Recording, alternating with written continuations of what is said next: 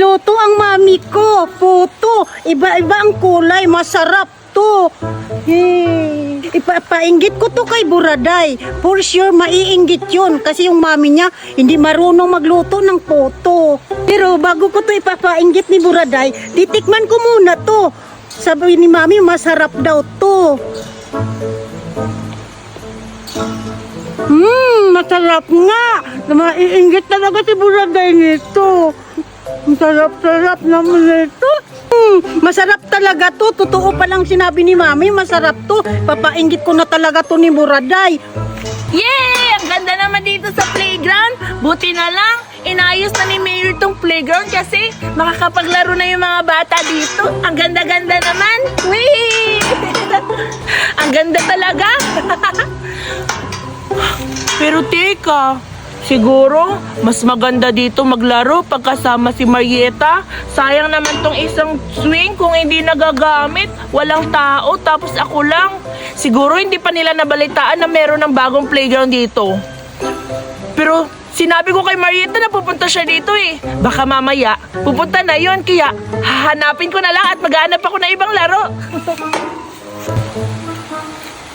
Hala, bakit wala pa si Buraday? Usapan namin dito kami sa swing magkikita ah.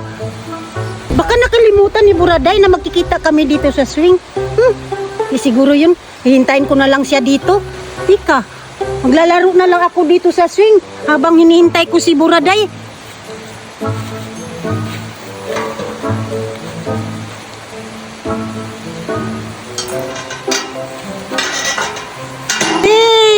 Ang ganda-ganda naman dito sa duyan. Pinagawa ni Mayor.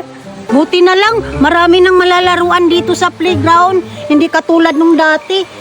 Mga kahoy. Hala, may siso! Favorite ko to! Yay! Aray, ano ba naman yan? Ano ba naman yan? Hindi naman to gumagana eh. Pang dalawang tao kasi to. Sayang naman, wala dito si Marieta. Wala akong kasamang maglaro. Nakakaboring naman pag isa lang.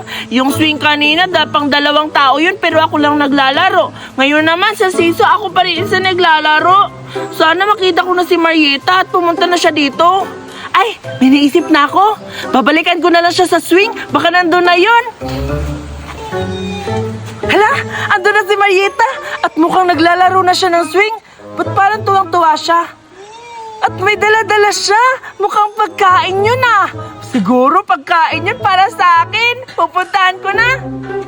Marieta, nandito na ako. Buraday, mabuti na lang nandito ka na.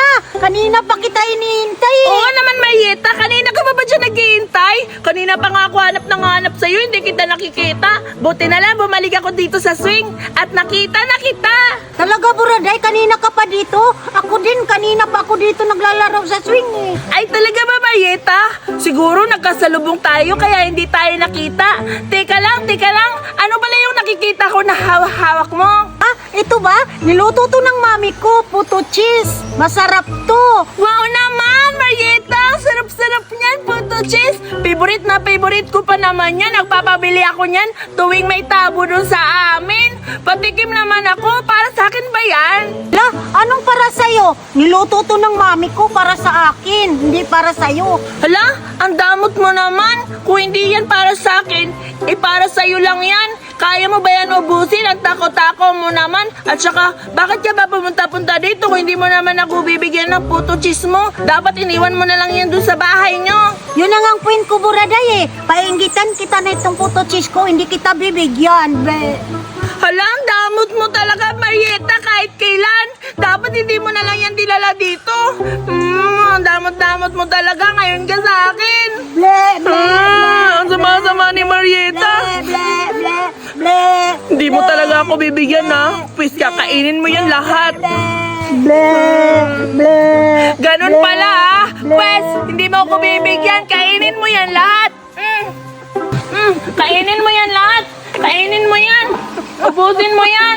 Sa'yo yan. Kainin mo yan lahat. Ang damot-damot mo talaga, Marieta. Yan ang nababakay sa'yo kasi ang damot-damot mo. Sana hindi na lang tayo nakita dito sa swing. Malis na nga ako. Ang sama-sama mo talaga, Buraday. Mag-aalis na nga. Nakakainis talaga yung Marieta na yun. Buti na nga lang yun sa kanya. Minudmod ko yung puto ng niluto ng mami niya sa mukha niya. Iiyak talaga siya. Ang hindi niya alam, nakuha ko yung isang puto.